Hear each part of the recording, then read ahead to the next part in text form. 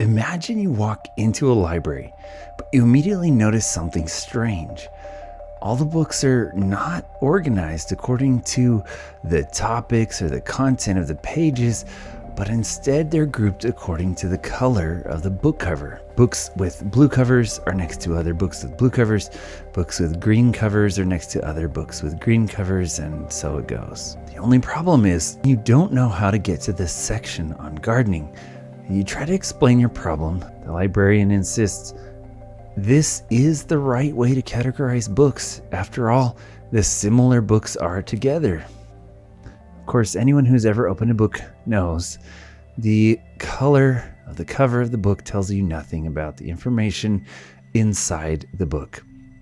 When the librarian can't figure this out, you walk away in frustration. This, in a nutshell, is why racialized medicine doesn't work.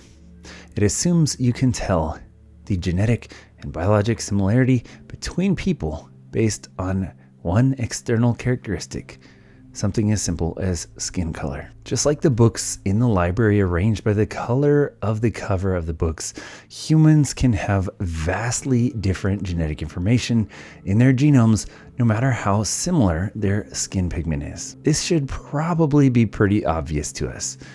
None of us would ever assume that two people have the same genetic risk of a disease simply because they have similar height.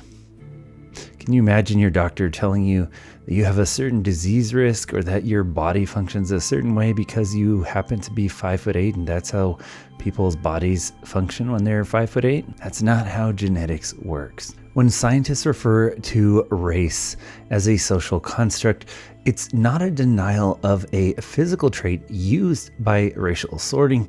It's a recognition that using that isolated variable to create racial sorting is a choice that does not reflect actual genetic homogeneity. The overall risk that you have of disease isn't based on the amount of skin pigment you have. It's by choosing to sort people by a single trait like skin color that we're creating a system that ignores the rest of the genome. That kind of sorting is not biology. That is the definition of a social construct. And make no mistake, we know from modern genetics that skin pigment does not predict how similar your DNA is to another person. In fact, it can be quite the opposite. Rather than being the most genetically similar to one another, when two black patients are sitting next to each other in a doctor's waiting room, they're the most likely to be the most genetically unique and diverse.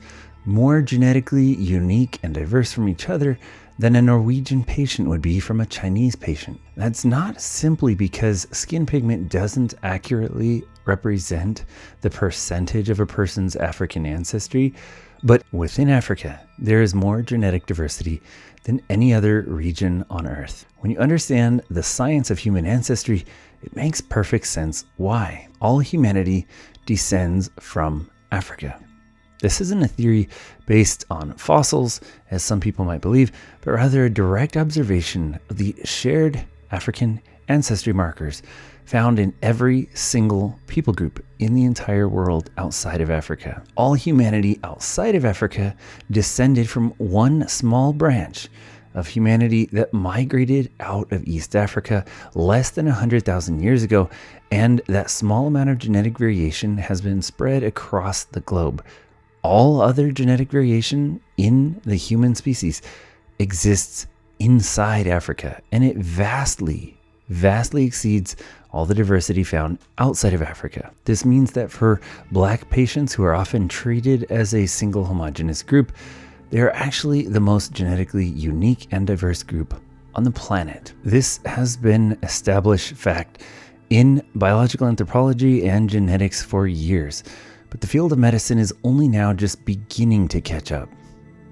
It's got a long way to go. Every day, thousands of patients are told that they have a different risk of a disease, that they have a different expected medication response, or that they're even less eligible for an organ transplant based on shared risk from inherited differences because of their race. These things are simply false. Because there is no genetic or biological basis for differing disease risks across any trait outside of skin color.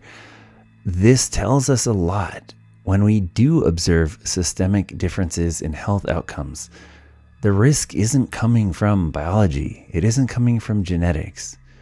And if we're going to be honest about fixing the impacts of racism, we have to not blame it on the biology of race, because race as a system is a social construct.